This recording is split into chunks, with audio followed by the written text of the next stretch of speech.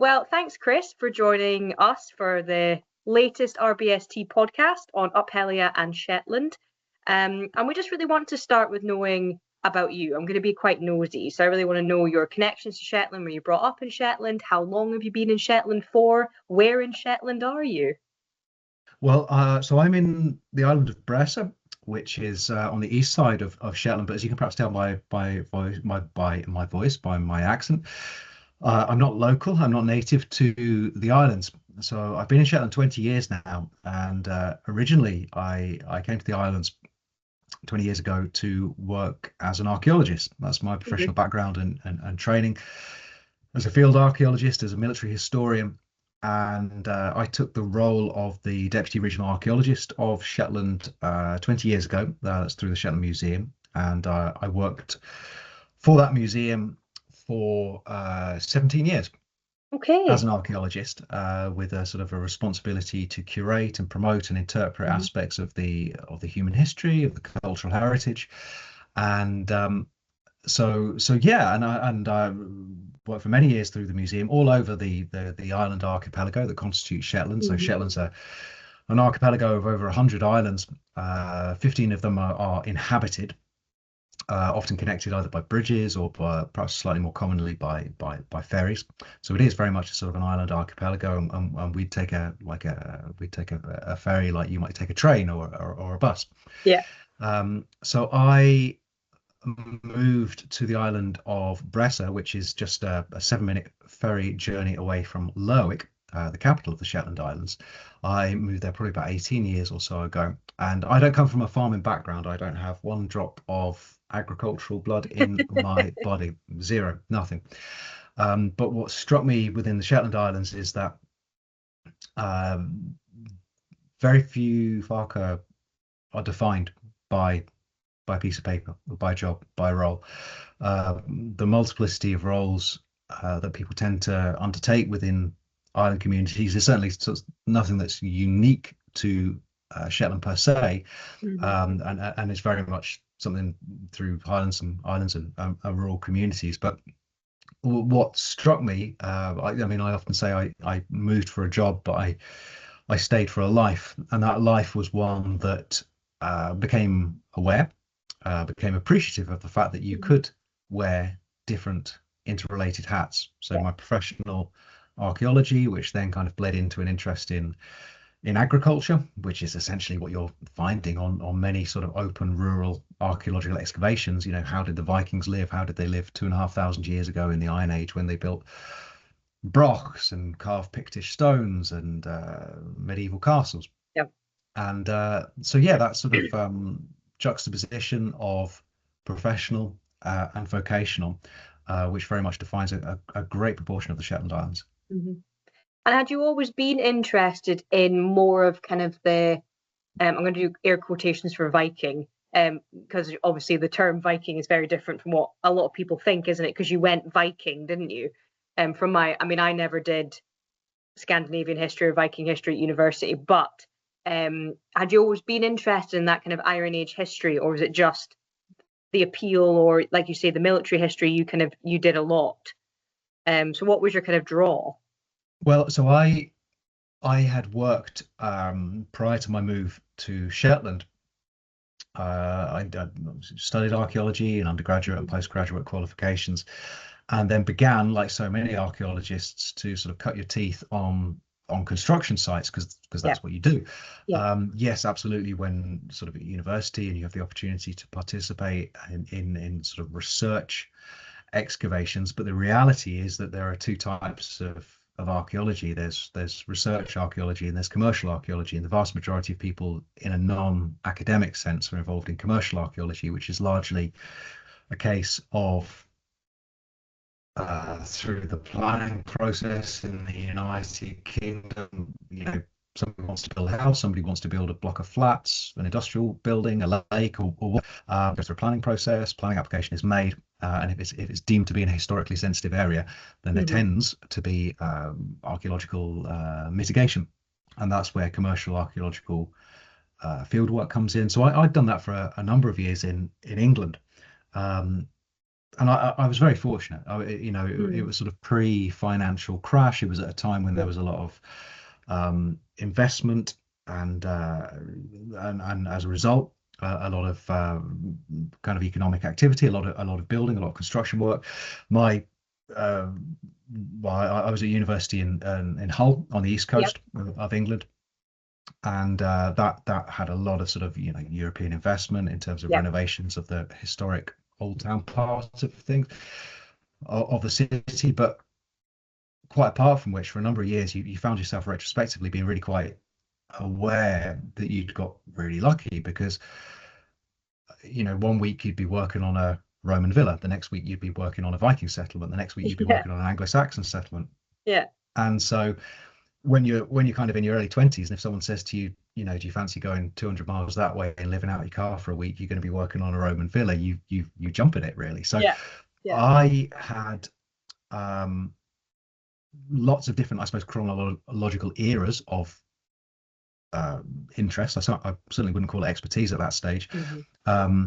But the principle of like how you undertake an excavation, stratigraphically taking off layers, trying to learn about the past, that was something that appealed. And then to juxtapose that with the Shetland Islands. So Shetland does something really quite interesting Mm. with history and archaeology. And certainly when I moved, and it's changed markedly in my 20 years here, obviously, in terms of pretty major sort of strategic developments like wind Yeah. farms and pretty major developments that have Hmm. gone on.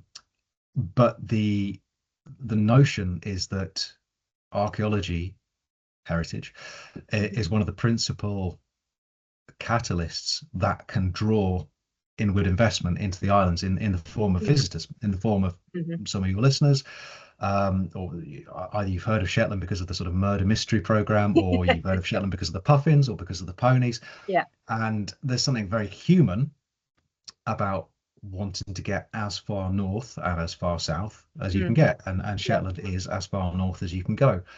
When you go to the far north of the Shetland Islands, you're significantly closer to the Arctic Circle than you are to London, and Yeah. long may that continue. So it's so there's a very interesting geographical and Mm. cultural draw. And so Shetland, by virtue of not having, it's an open rural environment largely, and so as a result, you're not sort of festooned with development as you Yeah. would be in an urban area and in a town, in a city. So there exists the possibility for heritage, for archaeology, to be used actually in a research setting, Hmm. and the discoveries to then elicit and encourage visitors to Hmm. come to the Shetland Islands. And in so doing, they will come, and in so doing, they will support a bed and breakfast for a week, or they'll eat out. And so it's all about these kind of little uh, incremental benefits that Hmm. history, that archaeology can play. Hmm. And do you think because of the nature of how Shetland's set out with all the wee islands, and you've kind of got this amazing open landscape, do you think that's been a huge benefit for, like you say, heritage, history, archaeological digs? Because I mean, I've only been to Shetland once, so I can't really speak on this, but it kind of strikes me that there's more a preservation of history within places such as that because it's such a wide open landscape, and possibly you've got families from generations who really want to preserve oral history as well.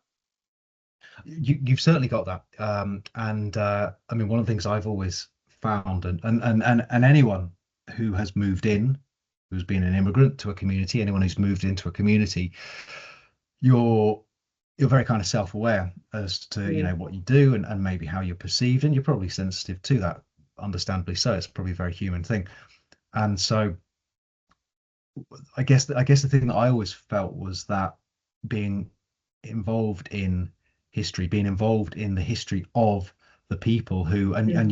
you look through the Shetland Islands, and you look, from the point of view of the present day, Yeah. and Yeah. you look at the patronymic surnames that are prolific throughout the Hmm. islands. Surnames like Henderson, Manson, Jameson, Jarmson, Herculeson, Yeah. son of, son of, son of. So there's a Yeah. fair likelihood, and the DNA evidence will bear this out. There's a fair likelihood that there is some really quite interesting Viking, Norse, heritage Yeah. that is still, I always remember years ago, around about this time, kind of concurrent with the Up Helly Aa, with the Viking Fire Festival, I'd go into a number of primary schools throughout Shetland, and this time of year, the kids don't need Mars bars. They are absolutely fired by this impending Viking spectacle that will have this kind of great theatrical piece de la resistance. And Yeah. I always mind, like, one of the kids was said, yeah, my dad's a Viking, and it was just, well, in a contemporary iteration, yes, Yeah. but perhaps in a historic iteration, maybe so. So Yeah. so yes, there's very much that sort of I mean, it's an interesting one to play, because you could say, well, it's a case that, exactly what I've said. You've got surnames that reflect generations of people who have stayed in one place. Yeah. But by the same token, as an island archipelago, Shetlanders, Orkney, Western Isles, all of these kind of island archipelagos, people are absolutely at home on the sea. So, Shetlanders went all over the world. There was a New Zealand Prime Minister in the 1950s who had been born on the island of Fair Isle, and we've all heard of Fair Isle in terms of Yeah. well, this isn't a Fair Isle jumper, but we've heard of Fair Isle, Yeah. Yeah. Fair Isle knitting. So Shetlanders went everywhere, and how far back do you want to take that? 6,000 years ago, 6,000 years ago, there was no one here. So somebody got in a boat one day and decided to come. And so, we speak about it more historically when we see, or archaeologically, when we see the evidence, whether that's in terms of like Viking ships, or in terms of medieval trade or Hanseatic trade to like north of Germany and Norway and places like that. So yeah, a great amount of reverence for the history of the people that are here, and I've never felt particularly judged by that, because I guess I'm kind of, my very being is inspired by heritage, so it's very respectful of the people for whom this has always been home. And but in terms of your first point there about preservation, I guess the point I'd always make is there's kind of like a holy triumvirate that goes on in Shetland. And so you've got a relative absence of urban spaces, as we've already touched upon. Yeah. You have the capital of the Shetland Islands, which is Lerwick, which before 1600 didn't exist. And there's a smaller village, which was the original capital, called Scalloway, which has a very impressive 17th century castle in it. But these are small settlements. These are not sort of big urban spreads that you'd be familiar with down the road. So you have a relative absence of urban spaces. You have a relative absence of trees, although I'll go back to that, because that's not technically accurate, but there's a relative absence of trees. So that means people for thousands of years, for millennia, have been building in stone. So that's handy, because that survives, doesn't rot away like if you build a timber house 1,000 years ago. Generally, when I worked as an archaeologist in England, you'd just be looking at little different colors of stains in the soil, whereas here 1,000 years ago, if someone builds a house, chances are you can still walk through the front door, which is just amazing in a UK context. So you've got the building materials, the relative absence of urban spaces, and then crucially, that's where agriculture comes in, because of the substantial hill ground, acidic grasses, and peat deposits, which were principally influenced by the sort of destruction of the trees, or the sort of tundra woodland that existed. The peat obviously is such that you're never going to drive 300 horse tractors over that, because you'll sink. So what it means is that Shetland does sheep very, very well. When you have open grazing, hills, scattles, communal common grazings in by sheep, but because of that, you have a relative absence of arable, relative absence of cultivation, not exclusively, but enough to mean that the preservation exists, or survives rather, because the sheep don't excavate like a tractor and plough would. I suppose I'm quite interested in thinking about what the agricultural norm or the agricultural history was in Shetland prior to when the Norsemen arrived, and I wonder how it then changed, because from my knowledge, and please correct me if I'm wrong, because like I said, this is not my area of expertise. I'm under the impression that a lot of the Norse, when they came over, brought some breeds of livestock, which were then sort of integrated into different agricultural holdings. But I wonder how agricultural changed from when the Norse actually did arrive and decided to settle in Shetland. Well, it's an interesting one. I mean, there's some very okay. It's kind of slightly at a tangent here, but in terms of again, if you're looking at a Viking settlement, for example, archaeologically, then one of the first things you notice in terms of the like the faunal assemblage, so like the bones that survive, and the bones which are very helpful and interesting, telling us what people are doing, what people are eating, what their diet is, what their life expectancy could be. There's a massive change that goes on, and that change is brought around by maritime navigation, in as much as basically pre-Viking, everyone's going fishing with a little rod and a line at the banks, like we did as kids when we went on holiday. When the Vikings arrive, there's a massive change, and you know, we don't even need to watch an HBO series to know that the Vikings are clearly a very able maritime population, and as a result, they can go further offshore. And of course, remember that you only need to go about 30 miles west of Shetland out into the Atlantic, and that Atlantic certainly drops away into tremendous depths, and that's where still to this day, where huge numbers of sort of bottom feeding fish, cod especially, haddock to an extent, but cod as well. So when you're looking at Viking settlements, based in a very simplistic way, the day before the Vikings, it's all like little saithe and coalfish and things that you can catch with a rod and a line. Then when the Vikings come, they're going further offshore, so the diet is changing, the way of doing things is changing. But I mean, there are a number of points I'd make about that, and I wouldn't necessarily use that sort of Viking era, attractive as it is, especially at this time of year when we're looking at the sort of fire festival and the sort of reverence, to sort of try and sort of deduce sort of anything agricultural revolutionary. Yes, absolutely. Breeds of sheep from the west coast of Norway did come in, and clearly were introduced to what was already here. Now, the interesting thing, the Vikings, roughly around about 1,000 years ago, 1,200 years ago, about 800, 900 AD, in a Shetland context, certainly. But if you go back 2,500 years to around about 500 BC, there is this phenomenal time in Europe, in the north of Scotland, in the Iron Age, and you have these fortifications or sort of large status dwellings called brochs, B-R-O-C-H. Yep. And the brochs derive from the Old Norse word borga, which means a fortification, and they're kind of like tower houses, Because stone-built tower houses. they're quite, are they domed at the top? I'm right in saying that? I've seen a few brochs on the west coast of Scotland next to the Isle of Skye, but yeah. I don't know if they're domed or. Well, so the actual roofing is a kind of is anyone's guess, really. Yeah, I suppose. Largely because you've got organic materials that would have made the roof.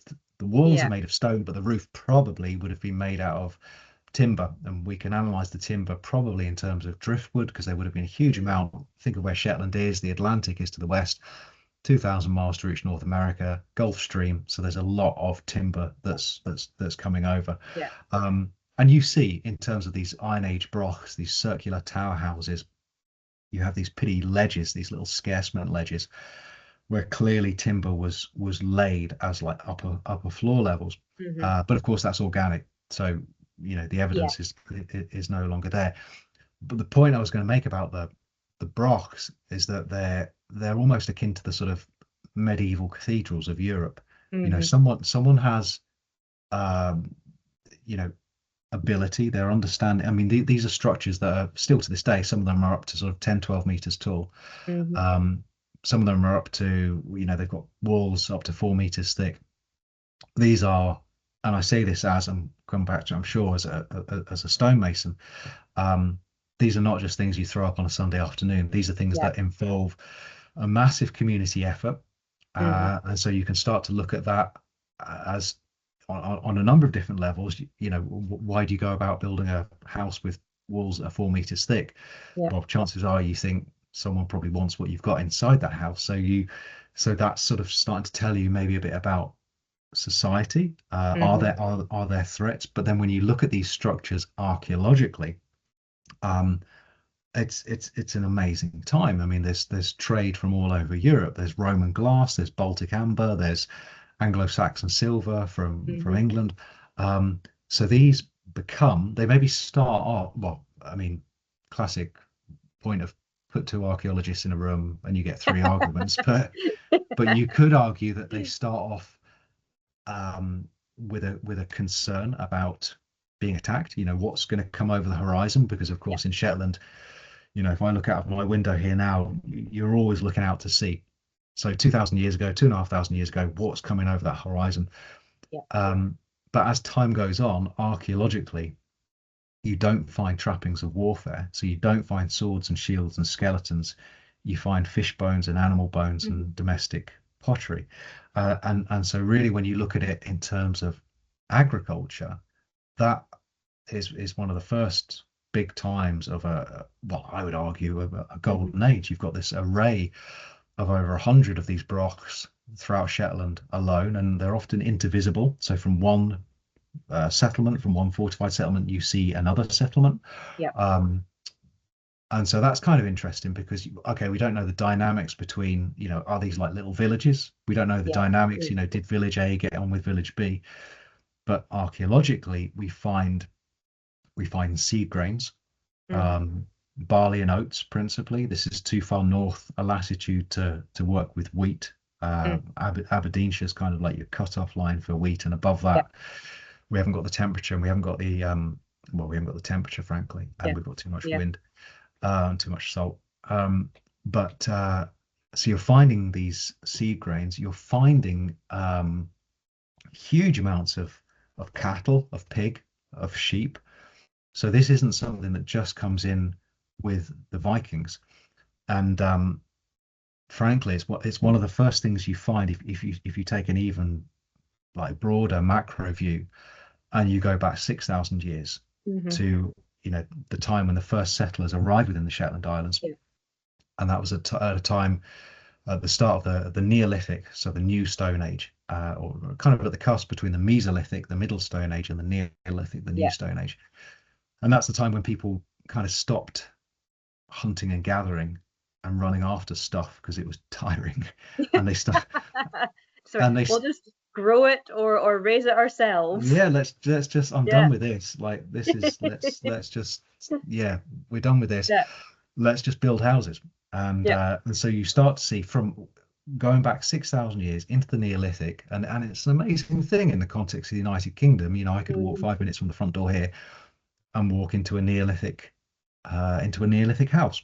Yeah. These kind of like oval cellular houses, very, very small, maybe about 7 meters across, often probably with a kind of corbelling, almost like igloo-like with stonework. And then, of course, the sinuous survival of all of these prehistoric field boundaries as well, again, made out of stone. Some of them survive to this day, showing us how landscape was demarcated and rationalized, and maybe some areas were for grazing, some areas were for arable cultivation. So you can start to deduce that at least 6,000 years ago, there is an attempt to commence with farming on a scale in Shetland. That's fascinating. My mind is just running with questions. All I've got my mind is about consumption dikes and run rigs, and what about this and what about that, but I'm mindful to stay on track because I could talk to you for hours about all this stuff. So let's focus on our Shetland breeds then. So obviously you are a keeper of Shetland sheep. We've also got Shetland ponies too, which from Shetland. So did you decide to start breeding Shetland sheep because of the cultural and historical emblem, because it's Shetland sheep, or Do tell me all about that. I would love to say yes, because that would, you sort of, the romanticism of saying, oh, it was, but the reality is, I'm a first generation farmer, Yeah, crofter, I yeah, should say, profit. crofter. Yep. I don't have the ability or the advantage to uh, have, land or take on Hmm. family land. So everything that I have done at Mycroft has been something through, yeah, you just kind of started it yourself. So as a result, and I came to Shetland professionally to work as an archaeologist. I didn't come as a crofter. So I've probably been crofting for around probably about 15 years now. Hmm. But so I purchased my Crofton house around about 12 years ago, and Okay. then I've added little bits of land immediately adjacent. But it's so point number one, it's only about 50 acres, which is okay. It's something, Perfect. uh, Yeah. but it's not. It's 50 acres of largely sort of semi-acidic hill Hmm. ground. Yeah. Um, it's not 50 acres of sort of region one permanent Yeah. grassland. Yeah. Um, so I took the view, because you can, if you're going to be working with commercial breeds, and I Hmm. say this as a manager at the Shetland Livestock Marketing Group. So I am personally responsible for exporting around about 84,000 sheep last year. I Yeah. personally batched, loaded, and shipped between August and early December Mhm. from Shetland to the mainland of the United Kingdom for onward grazing. Yeah. Now the reality with the commercial breeds is that you need ground, because basically you need to take your primitive breed, your Shetland Hmm. breed, which has the hardiness, and cross that to a like a Hmm. Cheviot or a Texel to get your size, which is what the market is wanting, Yeah. and then keep on scaling up and cross that to a Hmm. Suffolk or whatever. Hmm. And so really my kind of crofting came about largely through working on archaeological excavations, and saying, oh well, you know 2000 years ago there probably weren't too many Suffolk rams kicking about, so how did people do it? Yeah. um Quite apart from which, the linguistics is fascinating, because the Shetland breed that I concentrate on has over 50 different colors. So one breed over 50 different colors and markings, and those colors and markings they're all named. Hmm. So for example, you have a Fleckit sheep. You have to be very careful how you say that. So a Fleckit sheep, Fleket, Yeah. and that derives from the Norwegian word flekkere, meaning Hmm. dappled or spotted. So suddenly you kind of feel that you're standing on the shoulders of giants, because you've got all of this, exactly as we said earlier about the Yeah. sort of patronymic surnames. You can just imagine the longships Yeah. arriving, and the sheep and the people getting off. Um, and so I concentrated on the Shetland breed because, number one, when I started crofting, I had a full-time job, so I needed something that I could walk away from for a Yeah. day and be Know it's confident going that to be they would. alive when you come back at night time, Yeah, but yeah, and self-sufficient. and so the Shetland breed does that Hmm. absolutely admirably. Goodness me, we were speaking at the top here about just the amount of snow that we've had at the turn of the year Hmm. in Shetland, throughout the north of Scotland. Yeah. Um, and it is just astounding. I always think this. I always think this in the kind of summer, and through into the autumn, September, October, which are big Hmm. times in Shetland for sort of exporting lambs. And you're getting these, okay, commercial breed lambs, but you're getting these Suffolk lambs that are sort of 40, 45 kilo Yeah. lambs that are being exported, and yet they have gone, or the yells have gone through absolute purgatory to get to that Yeah. stage, because and Yeah. it's an amazing thing. Hmm. And so I guess it's a reflection that the lamb doesn't sort of, it kind of only doubles in size in the last sort of 6 weeks Yeah. of the gestation. So Hmm. I concentrate on the Shetland breed because, number one, it's kind of hill ground that I have, Hmm. um, and I wanted to continue to wear lots of different hats. I feel that's Hmm. kind of keeps you maybe cerebrally active, and Yeah.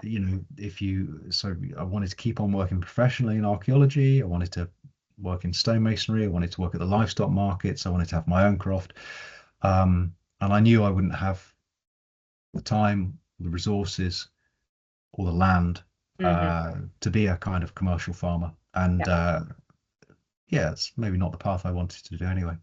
And do you, with your Shetlands, do you breed them pure, or did you say that you put a terminal sire onto them for the lambs? No, it's all pure. It's all pure Shetland, Okay. and that's been an interesting thing. So one of the first things I did when I moved to Shetland was, I think, well, within a year, 18 months, I'd gone to one of the farms on the island where I live now, and I'd approached the farmers, and because it's a small island where I'm at, maybe Yeah. 250 people, so you do, after a year, you kind of everyone. Yeah. And I'd approached the farmers and I said, I'd be interested in getting some experience, some agricultural experience. I'd take some time off work and come and Hmm. work at like lambing and shearing, and that was really helpful. I mean, that was a commercial farm, so that's Hmm. exactly what they were doing. They were putting Cheviots to Shetland Yells, and then putting Suffolks to that Shetland Cheviot cross. Um, and I only ever worked with pure Shetland, but Okay. um, I'll deliberately breed for color. So I'll Okay. deliberately try and get lots of different colors, lots of different markings, and and almost kind of unknowingly, one of the major things that's happened in Shetland probably over the past 10 years or so, which we couldn't really have predicted how big it was going to be. Kind of previously when we were speaking about the number of visitors that come to Yeah. Shetland and Yeah. coming to Shetland for sort of heritage reasons. Well, there's a Hmm. huge number now that come for fibre and for wool. Yes. Yeah. And there's a real kind of disparity here because, of course, usually, if you put a fleece to a wool broker and if you get a couple of quid, you're doing really, really You're well. doing well. Absolutely. But here are people who will travel quite literally halfway around the world and more Hmm. uh, to come to Shetland to engage initially with the Shetland Wool Week, which was a Hmm. fibre festival that started in the sort of celebration of the native breed Yeah. and of the fibre. That festival probably started around about 14 years or so ago now. Mm-hmm. Um, but now there are companies that run dedicated fibre holidays to Shetland, and how I then engage with that. Well, I suppose number one, well, the principal thing that I do at my croft now, Hmm. again, in light of the relative size and the fact that it is economic suicide if I Hmm. just look at what I produce in terms of lambs. Yeah. So I don't look at it that way. I try and look at it from the perspective of, I've had an opportunity in Hmm. heritage, Hmm. and so I offer, I suppose you'd call it agri diversification. I do a lot of Hmm. tours that combine the Yeah. croft, that combine heritage, that combine Vikings, that combine Iron Mm. Age blocks and Yeah. fortifications, and tailor it to individual people. So run tours all over the Shetland Islands, starting from my croft, and so being able to sort of engage with history and heritage that way. But the wool festival, but there are there are companies now that bring either Shetland based companies or US based Hmm. companies that bring visitors to Shetland.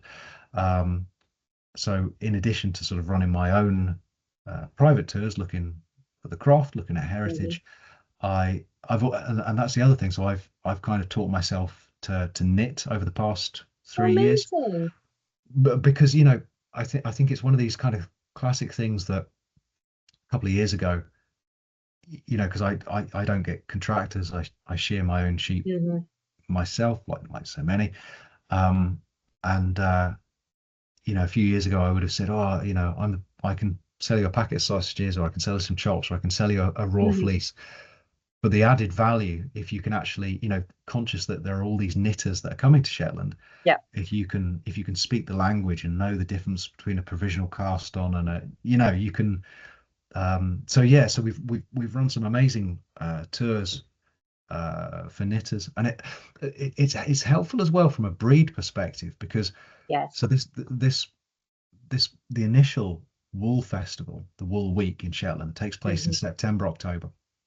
So it takes place over like 9 days, and it's concurrent, completely. It's kind of Hmm.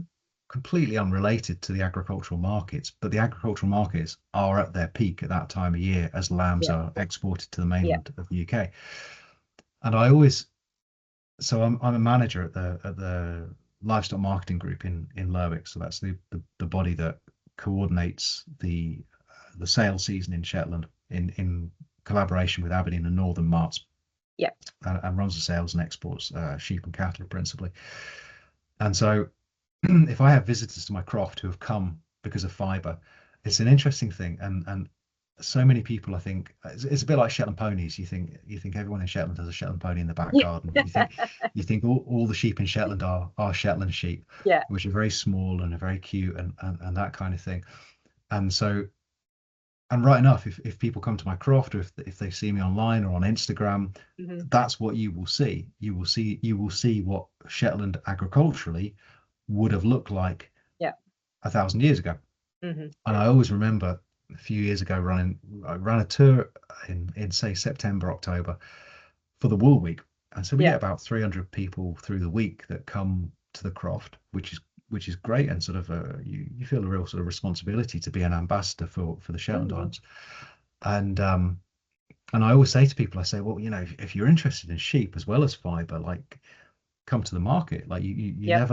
never have a better opportunity to, like, understand a rural community than going to the local marts. And Absolutely. get a cup of tea and have a bit of cake and sit and take Make your sure you don't knitting. put your hand up. Yeah, absolutely, absolutely. I'll ship your sheep to California or wherever. Um, and so anyway, I was kind of working out the back as I do, like batching up sheep ready to be shipped off, kind of obviously overnight on the boat and then Hmm. 12 hours to Aberdeen and onward travel thereafter, getting them to the right place. And these ladies came up to me and they said, oh, we were at your croft yesterday.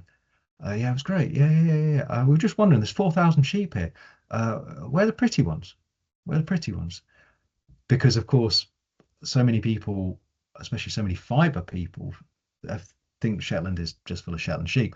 Yeah. And the reality of commercial farming Yeah. is that, for argument's sake, um, this year kind of Shetland lambs, these decent Shetland lambs were making over 20 Hmm. quid, maybe nearly Okay. 30 quid, Yeah. and the Suffolk lambs were making over 100 quid comfortably. Hmm. So um, yeah, I don't want to over romanticize what I do. I'm absolutely not a commercial crofter. I've sought to um, diversify, um, because I guess originally crofting was all about subsistence, and it was all about providing for yourself, Yeah.